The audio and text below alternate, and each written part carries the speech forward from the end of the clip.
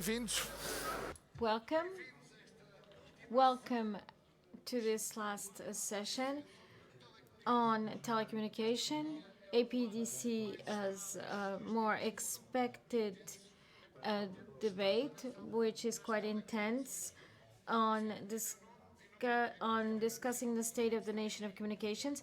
I would like to thank, on my behalf, the fact that I'm participating at this Congress. At that time, we were discussing contents, and weeks after, during another APDC Congress, there were agreements between almost all operators, and which were millionaire agreements that the clubs really enjoyed, but the operators don't have that much to thank.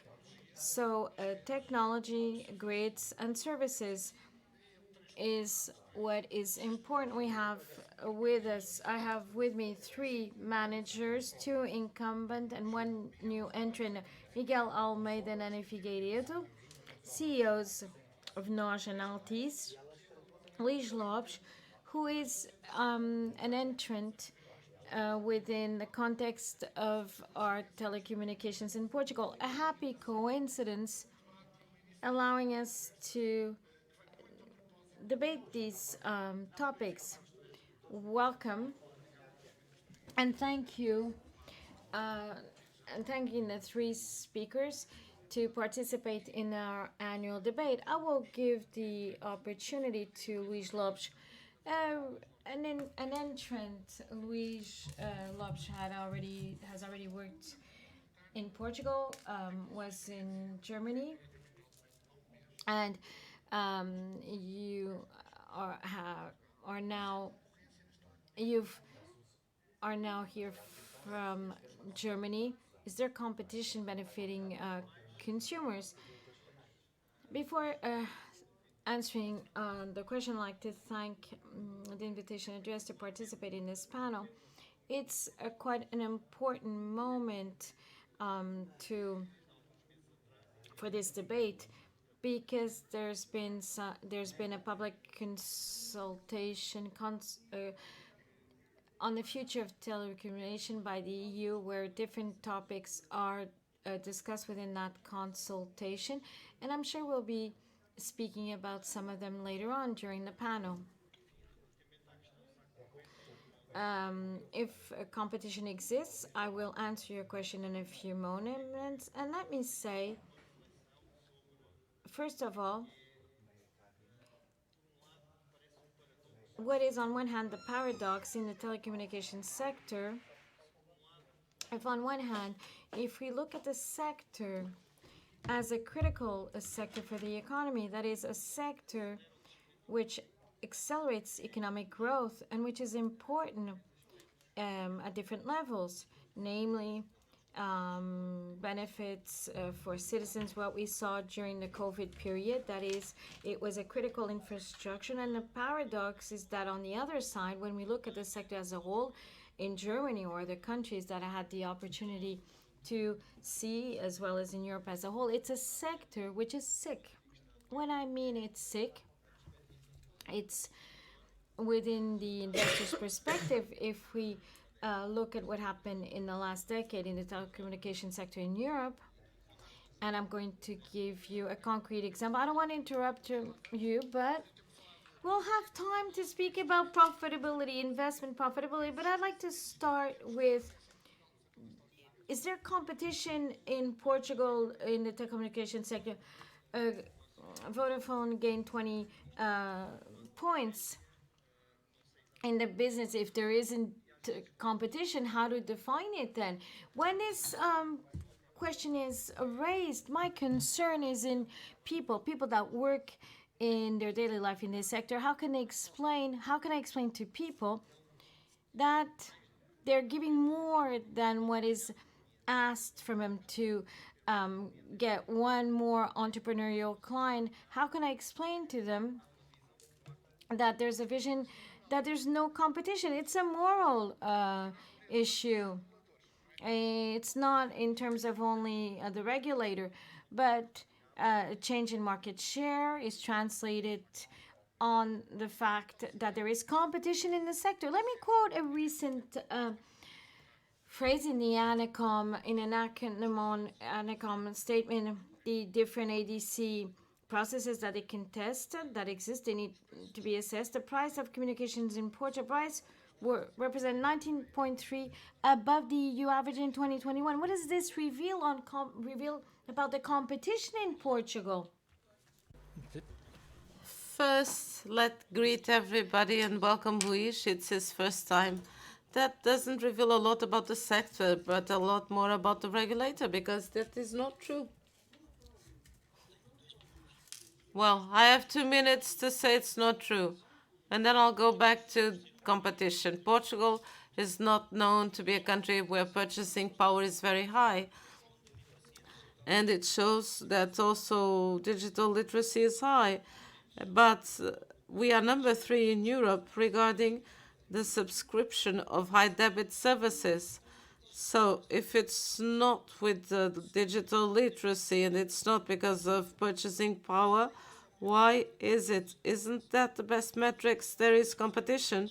I can give you facts and facts and facts. 75% of the Portuguese have changed at least their operator. In Europe, it's 40. Shall I continue? Of course, there's competition.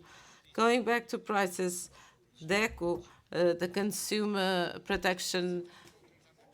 I was quoting ANACOM, not DECO. Of course, you're being provocative. That's why I'm here. Of course, the regulator has a narrative that dates back some years. This was built based on non-facts, fallacies, to develop its own agenda, an ideological agenda. We all know this, and this was not possible without building this false narrative. So, competition is based upon what? Prices or what? Well, first, availability of infrastructures, high quality services. Do we have the last generation services available? 94% of Portuguese families have high debits, landline services, and there are only 3 countries ahead of us. 94% is not 70 in the European average, and we have 70% of the Portuguese subscribe services above 100 gigabytes. In Europe, it's 40. Regarding 5G, 90% of the coverage after 1 year and 2 months after the use rights were granted. Regarding 5G, and many of you have seen pictures of the regulator in Barcelona being given an award for the best quality of 5G in Europe, the network. So there's investments. There are last generation services. There's availability because we serve the entire country for the landline and mobile networks. And there's penetration. Well, if purchasing power was extraordinary in Portugal or digital literacy was extraordinary in Portugal, this proves there's competition, that prices are affordable. I'm not expecting Anna to say anything different from what Luis and Miguel said. Why do we need 2 new operators in 5G? This is what we will have soon. I think that question needs to be asked to the regulator, because the regulator has made the invitation, but operators seen the opportunity. And if there was no margin, you would not invest in a network like 5G, which is heavy. Apparently, some want to leave the market already. We will discuss that. My panel colleagues, and I would like to welcome Luis. Last year, I was the rookie. This is your time to be a rookie. It has already been mentioned, quality of service, coverage. If there's an industry and sector in Portugal that we could be proud of, is the communication sector. And this is done exclusively with private financing. in mobile networks and also last generation optic fiber. This was also done by the operators in the market. Regarding accessibility and price, a lot has already been said. There was changes in the market shares. In the case of Mel, we were the challenger on TV, and we also became market leaders in TV in 12 years. So there's competitiveness, there's offer, and we all compete to provide the best service to our customers.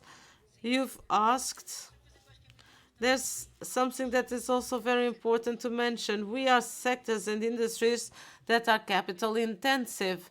On average, we invest over 1 billion euros a year. So industries, sectors that are capital intensive, they need scale. In other capital-intensive industries, you don't have 10, 15 operators in the sector. So what the new operator is seeking, in Portugal, we've already proven we are competitive, and we are the third country in Europe with the highest level of portability in the past 5-6 years. What about these new competitors? What are they looking for? Of the two, there's one which is undergoing a consolidation operation. I think Luis should talk about that. But DG wants to enter the market, and as far as we know, they have already installed antennas and infrastructure. Why are they choosing to be in a market that apparently doesn't need yet an operator more? Obviously, they will compete for what? Price? Price, and also to challenge us. Here, we've had several operators entering the market since the market was liberalized. We've had M&A operations, concentration operations. This, as Luis was saying, is a sector with many challenges, namely investment challenges. And I believe there's a big question mark regarding what will be the strategic positioning of this new operator. We have not heard a lot about this new operator, almost nothing. It's true. We don't know what are their objectives, what they want to achieve, what will be their positioning. So we've had several operators, and of course we will compete to provide the best quality of service. Miguel, you were moving and reacting. Is it because of price? I don't have the reasons why. Well, I think the explanation is fairly simple. It's to create economic value, because in Portugal there's no space for more than 3 operators. Just have to look at the rest of the world. Countries that are 30 times bigger than Portugal have 3 operators. In those very few where there were 4 operators, the case of Spain, there's a merger taking place in UK between Vodafone and Frio. At least there are rumors. So the trend in Europe is a downsize to 3 operators, because that will enable competition and investment. But someone who makes a move like this to generate shareholder value enters, destroys, causes a confusion, and to leave will be remunerated for that. And in the meantime, what happens? In the meantime, there's a false illusion of benefit for the consumer, because on the short term, I admit this can be eventually translated into lower prices. This is crucial for those who have 0% market share and to be relevant. Will this be more important for the consumer on the mid to the long run? Well, the main issue is that we have an immediate short-term vision or perspective, or a long-term. As we said, the 3 of us, this is the only sector that has a position in the European rankings. So what will happen in 10 years' time in this context? And we can talk about the regulatory context, and not only. I am sure that in 10 years' time I won't be here, and Leash will be here. Well, you've been here for 10 years. No, but before. I was here as Optimus. What will happen in 10 years' time is that we will not be at the top of the European ranking, but on the tail, because we cannot support investment with 4 operators in Portugal. There's something else which is important. A new entrant takes benefits of a right that won't have coverage obligations. In the economic equation that we should all have regarding the profitability of our investments, this is crucial, and this will give the new entrant a possibility to take a ride, and we will not benefit from this. There's something which is also fundamental, and we are a company that we've been investing in developing an ecosystem, and for decades,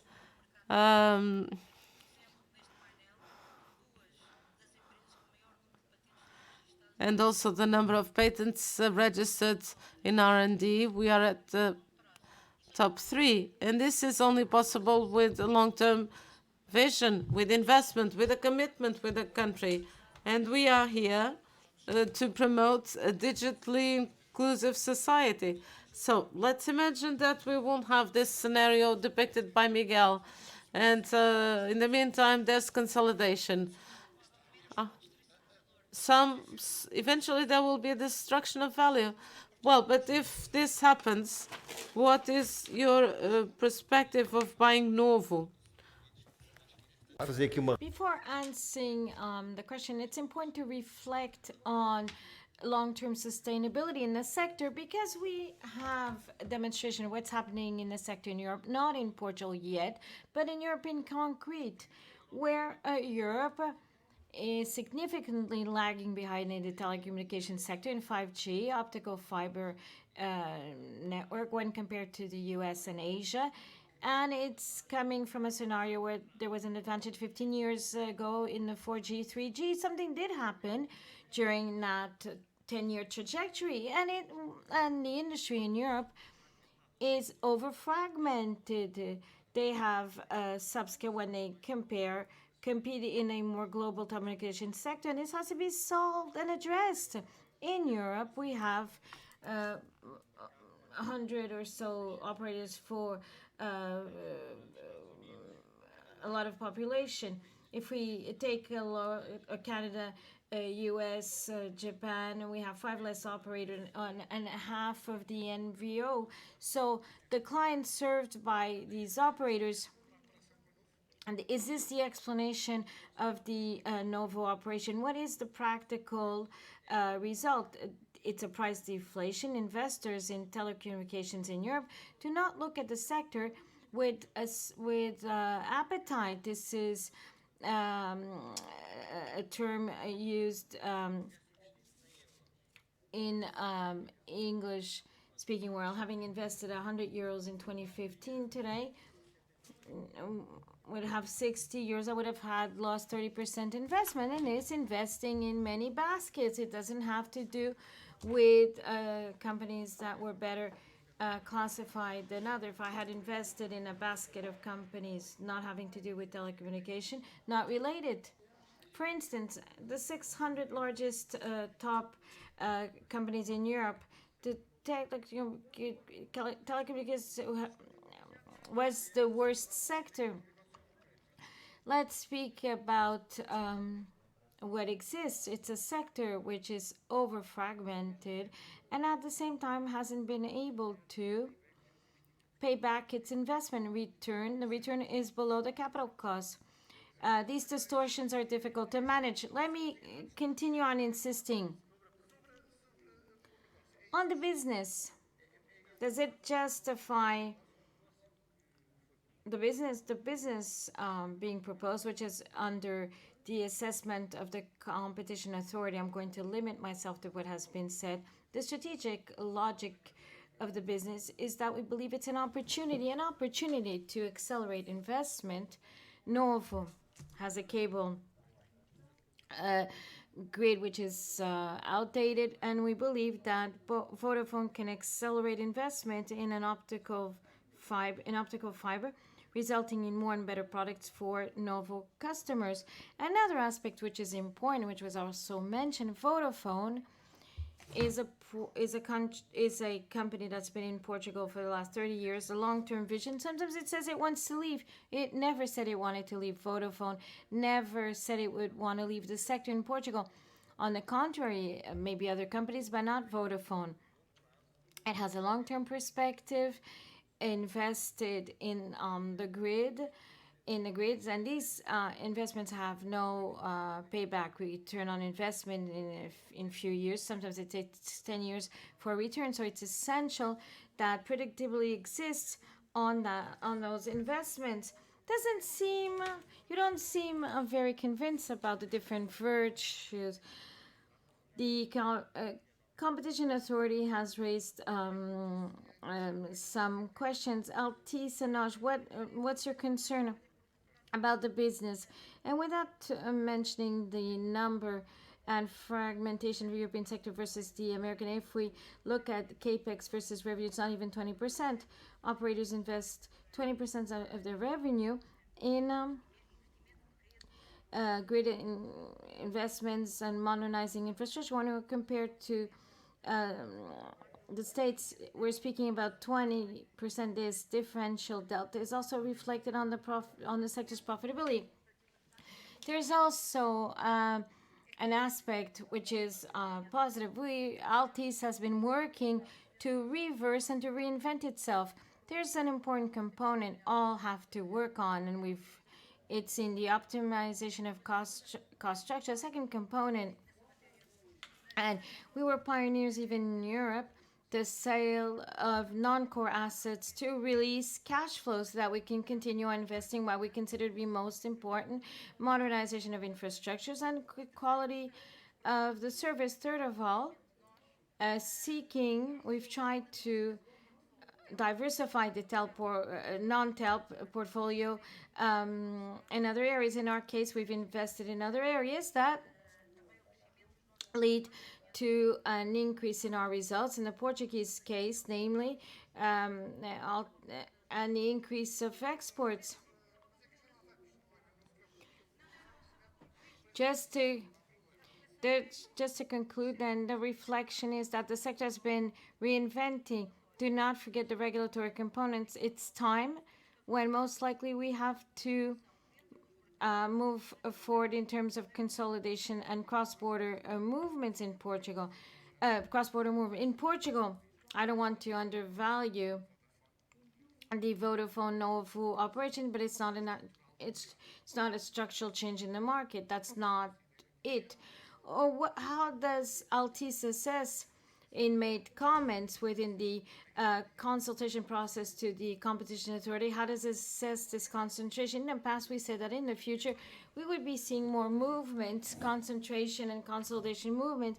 So we're not surprised by what's happening in Portugal or in other geographies in Europe. We are just observers of that process.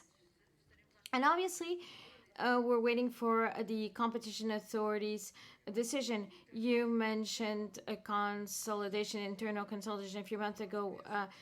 The assessment of the Altice shareholders were assessing consolidation. Altice and its management today, don't tell me that it's a shareholder topic that it's managing within what has or in a 3-year perspective. We're a long-term investor, and in our operation, let me repeat what we've said, and we're a long-term investor, happy with our operation in Portugal. Strangely enough, and we've published 2-digit revenue, cash flow, a 2-digit cash flow, and the EBITDA increase in 2 digits. So not everything is bad. So we're very happy with what we've been doing. Of course, we've made We had to take difficult decisions, but our strategy has proven that it's been successful. How do you assess the concentration operation of Vodafone? No, I don't have to assess it. A competitor? Many remedies or not? No, not many or few, just those that were applied to equivalent operations in the past, nor more, not more than that. Novo ex Capvisão lost shares 15 years ago, maybe more. Recently, in 2019, if I'm not mistaken, it was acquired by a large uh, shareholder, much more, and it's been losing share since then. So its effective, active role of Nova's energizing competition in Portugal is limited, and it seems difficult to argue that that there's competition in that operation. Speaking about 5G sustainability, in spite of what has been said, problems have been uh, said about what the sector faces regarding sustainable. Is the 5G investment sustainable? Is it sustainable? If I say no, tomorrow my shareholders will be questioning me. Well, it seems difficult. It seems difficult. Let's take a look at Nosh's case, but Altish and Nosh are not very different. We've invested to date more or less above 350 million euros in 5G. Plus, the investment we made in the spectrum rights use to date and what was announced by operators till September, 5G is free. So, going back to return on investment in Nosh's case, we're speaking about investment 350 million investment, 350 million with no return. From a direct point of view, no euro. We didn't make a euro. We invested such a dimension. We created by far the best 5G network. It wasn't for return in 2023, not 24 nor 25, but yes, if we continue on that path, climate context that I want to explore, it's going to be difficult to say that some years from now, the best example is 4G. What we invested in 4G, this when the call for tender assigned 4G, the sector lost 2 billion euros revenue. It lost 2 billion euros. It invested in 4G, 370 million in licenses, and then invested in building the grids and networks, in increasing the capacity of those grids, and traffic boomed. If we lost 2 billion revenue as a sector, it's very difficult to justify that investment. So, what are you basically doing? Let me add something. Where do you make money? I subscribe to what Miguel has said, but I have some optimism that things could change in this sector. Maybe because you're a new entrant. Topic on the agenda is what's happening in the traffic network. Who is using the network grids? We have 6 companies, all based in the States. As a whole, they represent more than 50% of the traffic circulating today in our fixed and mobile network in Portugal, in the whole world. It's not different from one country to another. There's a debate, an ongoing one, which is relevant with the traffic, which will require more investment. In addition to what Miguel referred to, we are investing in 5G coverage, but we're going to have to invest in capacity. Traffic will grow, and more capacity will be needed, and the infrastructure users pay nothing to use that infrastructure. And this is an essential debate for us, for the industry, that is these larger users of infrastructure should also contribute to make this investment profitable. That is, that I tried to show you that presently the sector that is a fair share, the so-called fair share, meanwhile, operators should be able to make some money. They have to invest, and now they're providing services free of charge. And that is why it's urgent to make a decision. Where can Altis make money in 5G?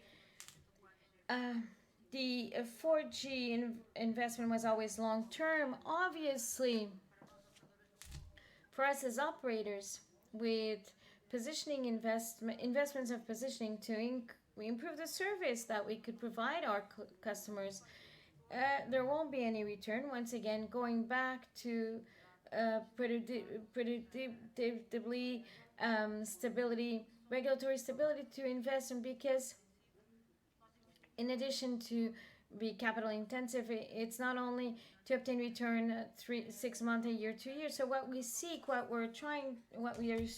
we seek, and again, a regulation and regulatory framework has to help us to make 5G profitable as a whole, as an industry. We're going to have to work in partnerships, create strategic partners to create ecosystems, create solutions so that we can enhance the use of 5G.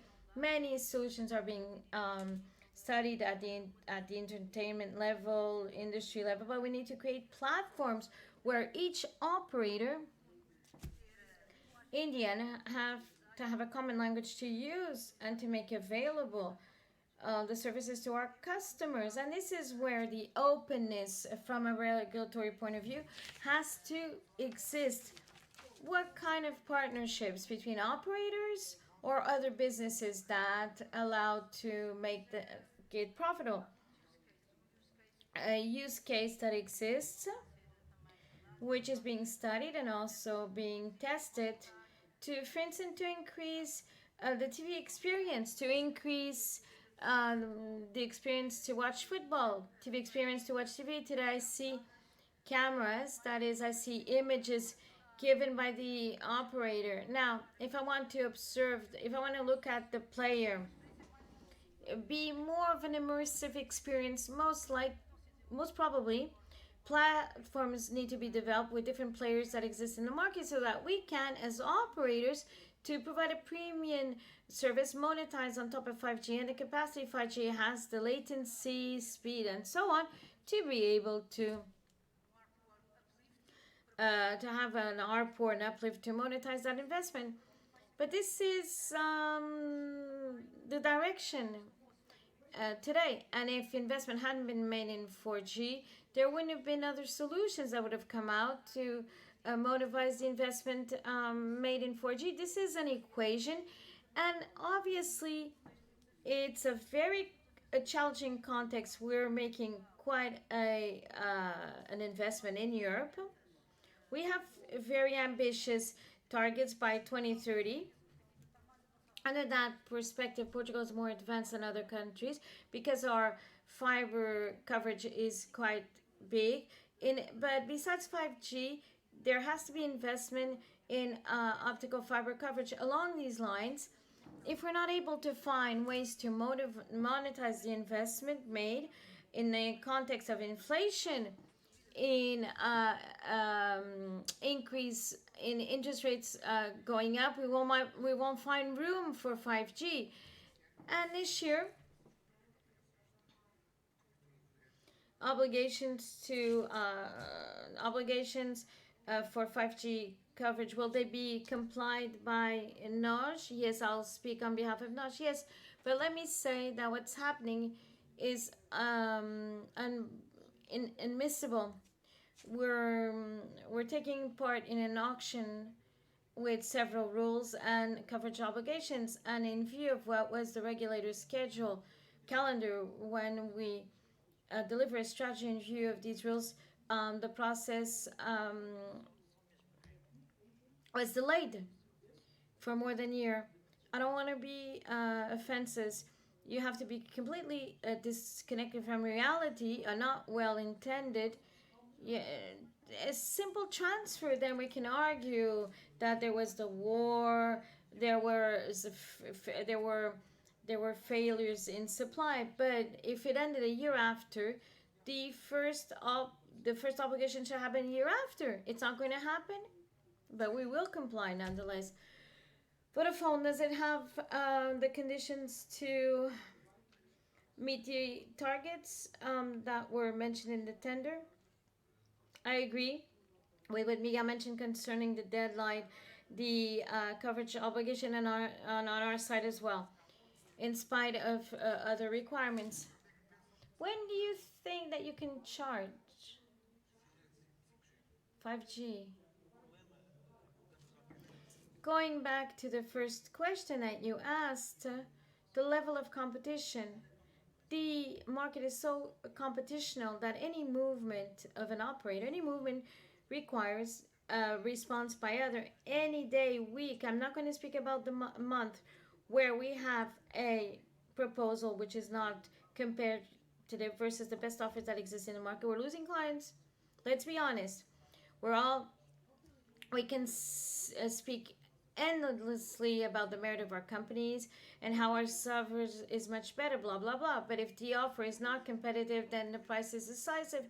It's a very important variable. It's not possible, not sustainable to have a price above of the competition's one. And here is one of the biggest ambiguity. The competition authority looks at this structure as saying that they all have the same price, but it's the opposite. If the prices are the same, if the price goes down €5 in a package, when I discover that it's as such, I have to decrease it. That's why penetration is higher than the EU average. That is,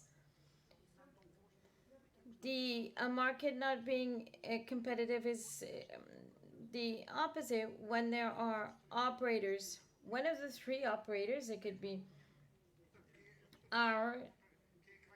us, who will announce first that it will set a price or fix a price. Yes, we did fix a price, and then there's a promotion, but it's just a promotion.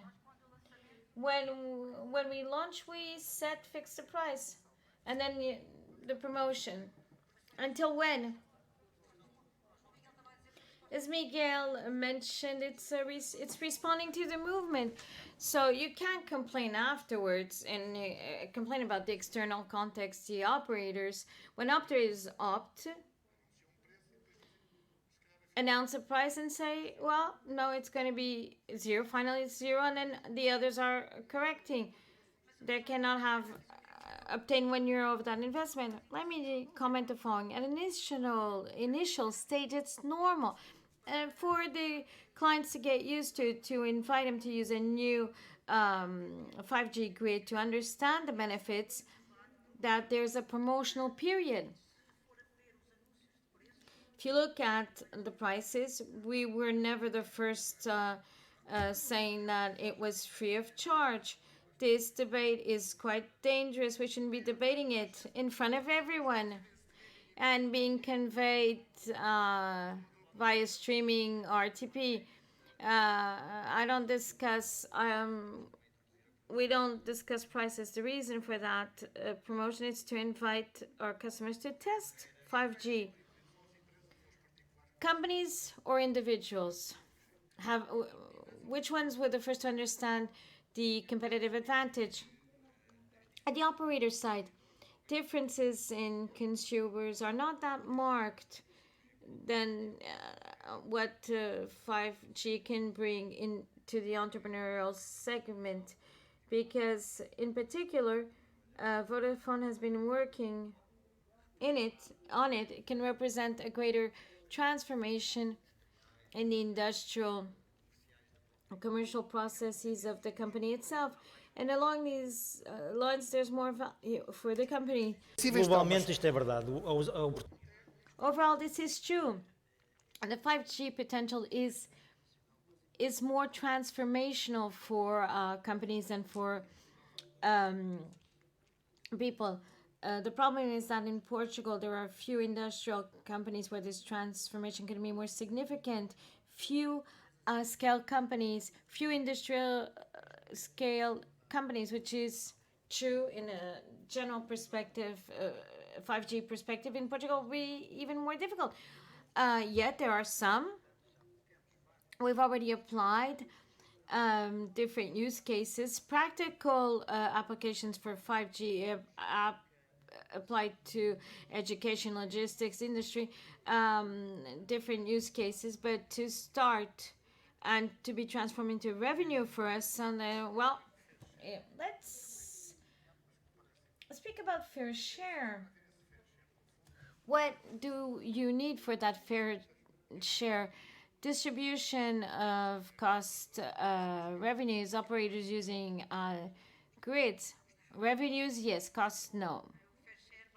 Fair share is to find a mechanism. It means finding a mechanism, a balancing of that investment. But what's the mechanism? Which mechanism? How how does Altice and NSC, the definition of that mechanism? We're part of a group, which is ETNO, where main European operators participate. We've been reflecting on that topic. There will be a meeting next month with Verstappen on the topic, because we mentioned a nível europeu. This is a debate at a European level. We don't want it to be transformed into a tax, nor public financing. There has to be a dialogue, A negociação entre a negotiation between the technological operators and telecommunication operators, so that we can. So we wait. Sr. Ministro chegar e poder assistir aqui à discussão sobre. We wait and listen to the debate. Welcome, Minister. Como estava a dizer, nós queremos. We're trying to find. We're trying for. We want to strike a balance. We don't want it to be a tax. We want there to be a negotiation between technological operators, companies, and telecommunication operation, because there is a very big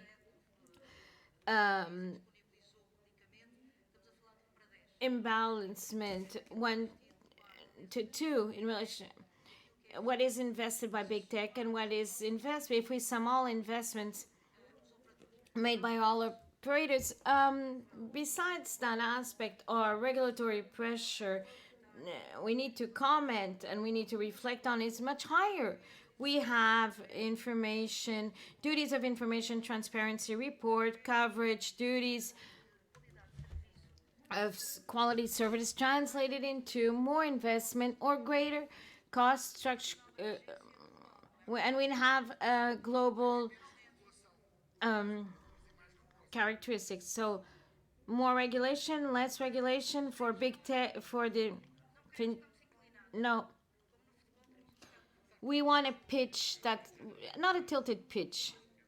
The European Union is taking steps at that level. Does it add something to the discussion? What discussion? About fair share? This debate on fair share, what I think.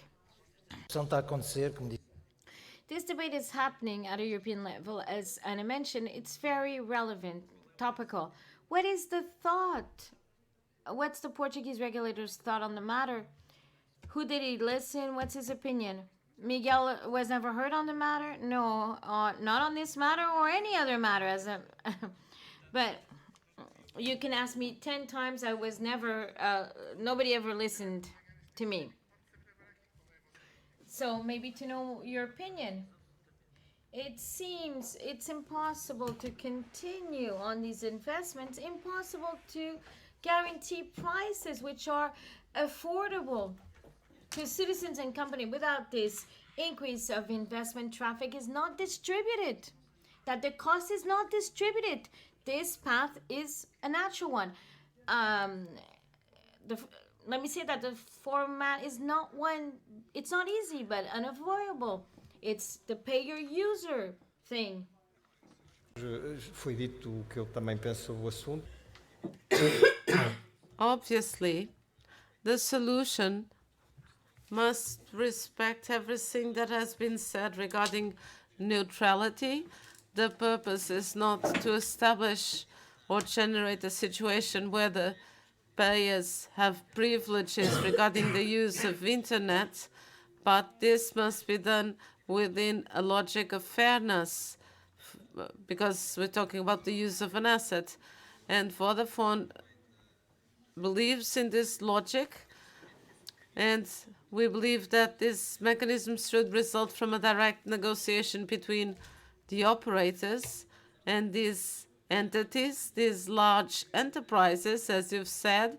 And this negotiation will not result if it is a negotiation without regulatory support. Regarding regulatory matters, you've asked why we want more or less regulation. We don't want more or less. We want a fair regulation for all.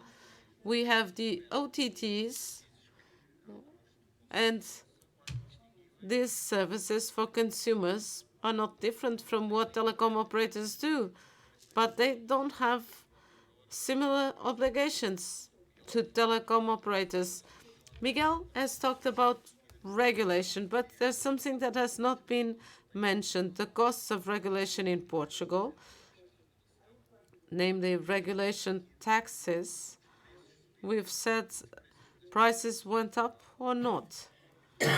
In Portugal, in 5-6 years, they have decreased, notwithstanding the fact that inflation went up in the last 2 years in particular. But the regulation taxes rates, or for the spectrum regulation, have increased. So if we compare this regarding how much operators pay in Portugal for spectrum and costs of use, also 40% of the costs of Anacom are provisions against the operators, which are then reflected upon these rates. I was exactly going to ask you about that. Instead of talking about the regulator, the president, but the entity which had profits of in 2022 for rates charged. And also I'm anticipating that you're going to say this, and you know that my question is another question regarding these costs and these rates. Taking into account that 90%, that is 50 million, will be given back to the state, what should the state do with them?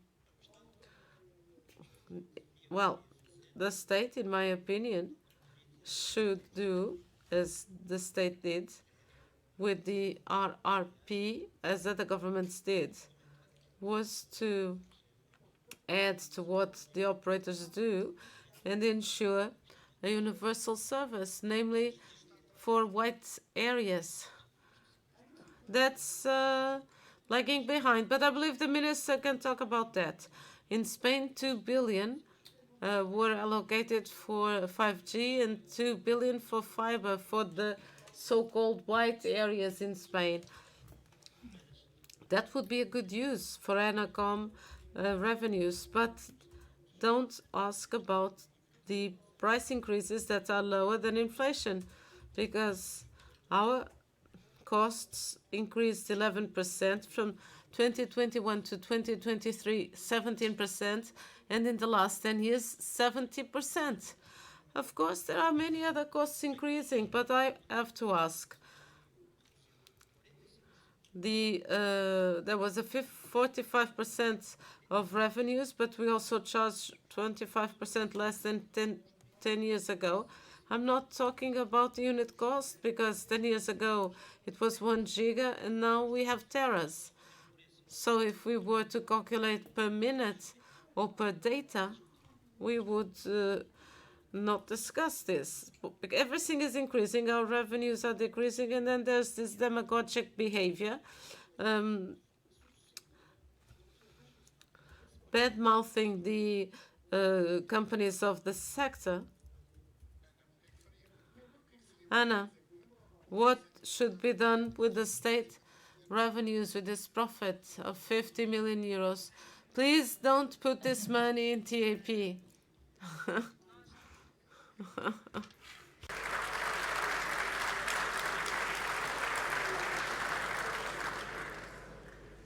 Nós, operadores, nós trabalhamos na construção e We work in the development of construction infrastructures, but we want a more digital society, and there are two components that are very important. Is access equipment, and people should have the capacity to have smartphones, to use them, or tablets. And there's a very important component, and those are the digital competences. And this type of funds are used in many countries. These are used not only to develop the coverage of the so-called white areas, but also to fight digital illiteracy. But the increase of these costs means there's also an increase in our cost structure. And maybe we can provide more competitive prices to the final consumer. And I believe this is a topic that needs to be worked on. We, given our size, because we are considered to have a dominant position in the market, we are under a big scrutiny.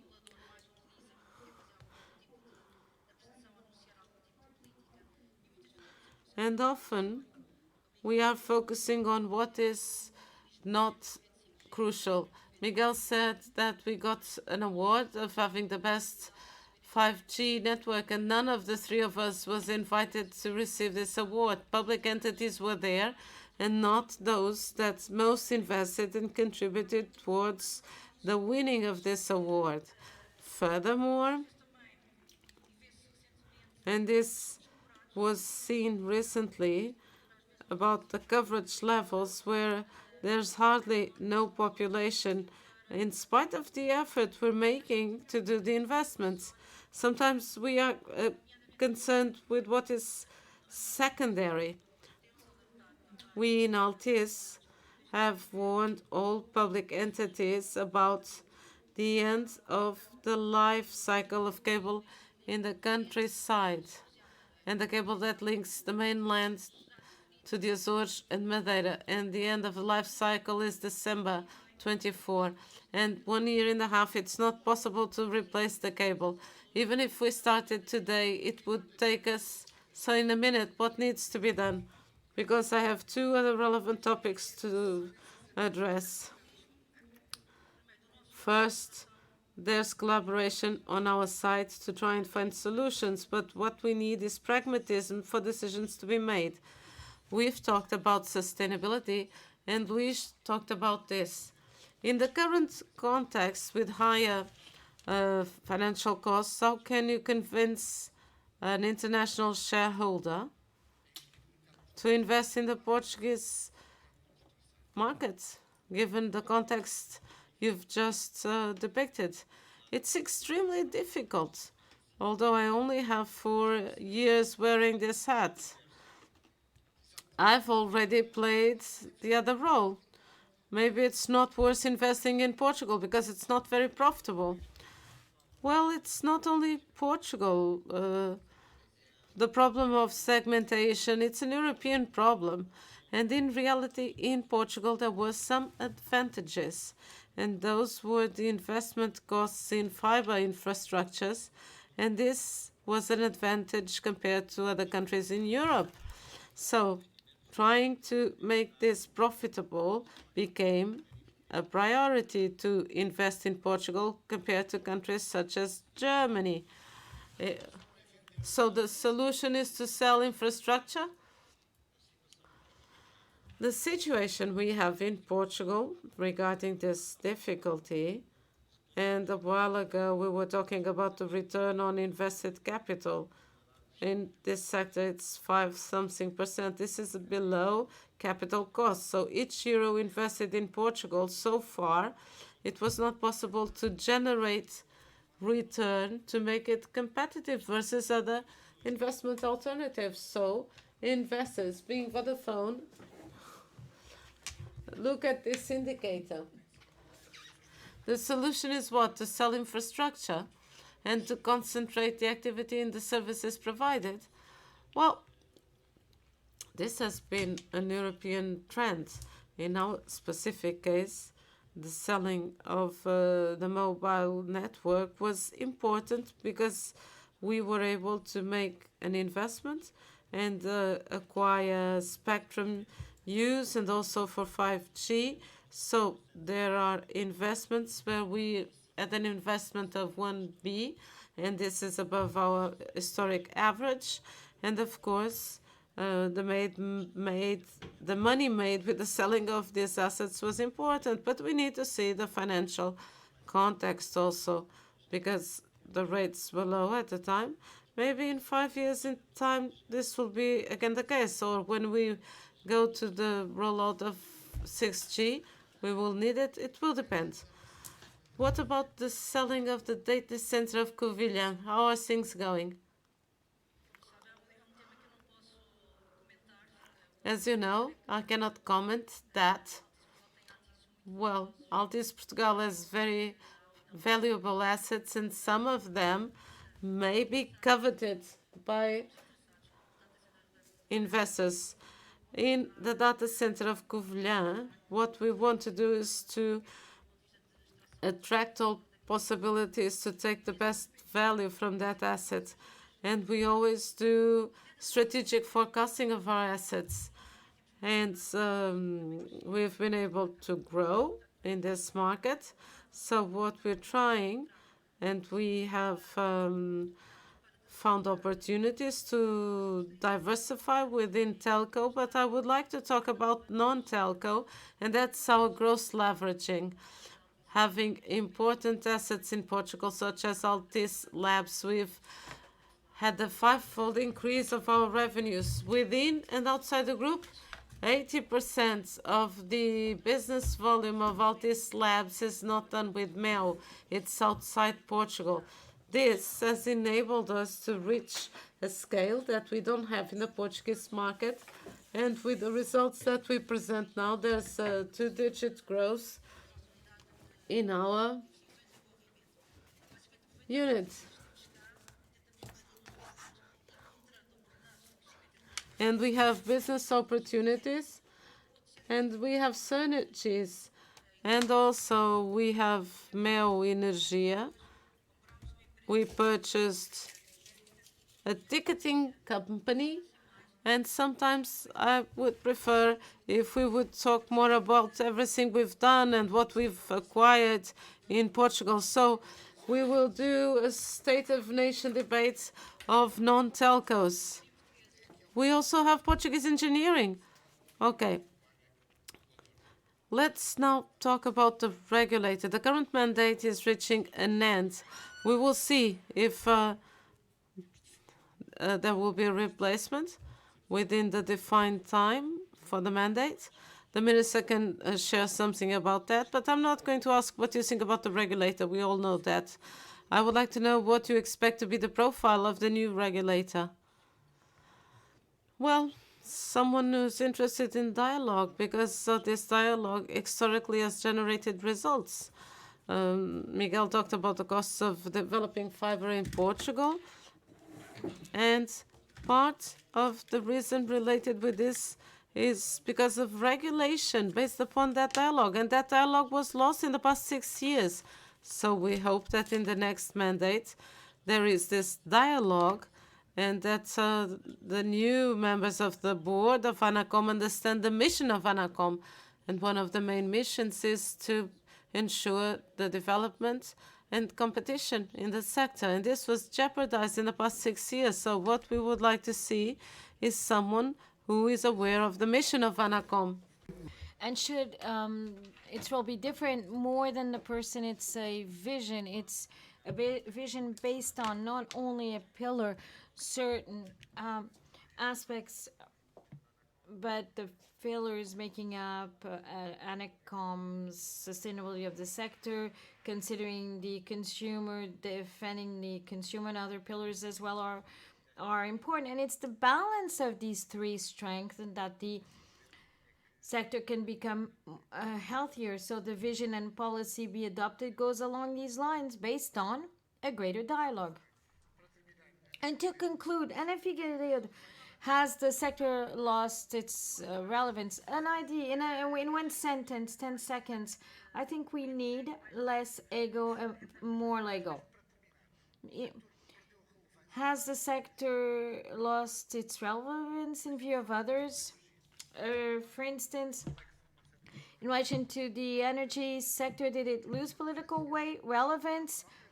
Because of the operators responsible, because the decision makers from different governments undervalued the telecommunications role. We had a recent event, the pandemic, and the sector was extremely relevant. If we hadn't invested in the sector industry during the pandemic, the economy would have stopped. The countries stopped. Education as well. Several sector would have stopped. But the country doesn't understand the relevance of this sector because we compare with other indicators, and we're good students and we're ranked at a European level and even above the average and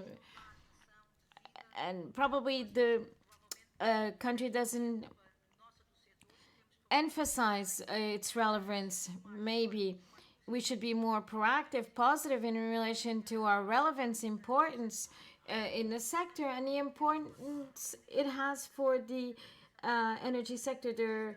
There is no digital transition digital transition without investment. To have a strong, healthy one in modernizing 5G networks and other technology. If I may, Antonio, let me introduce a final idea. 5 seconds. We spoke a lot about the sector, but it lives off people. And Portugal, as you know, has an aging problem, and in addition to it, it has an immigration one, and it's the ones that are better prepared managers, top managers that leave the country and do not return to it. And I think I would like that at a next opportunity we should speak about something which is essential for a sector country, which is the human capital, where we need pragmatism, rapid action, because there's a delta. Sorry, I have to conclude. Therefore, we should have one more State of the Nation because other topics could have been discussed. And the capacity of investing and the will to produce innovation and technology in the sector. Again, thanking our three speakers for their availability. And I'm going to ask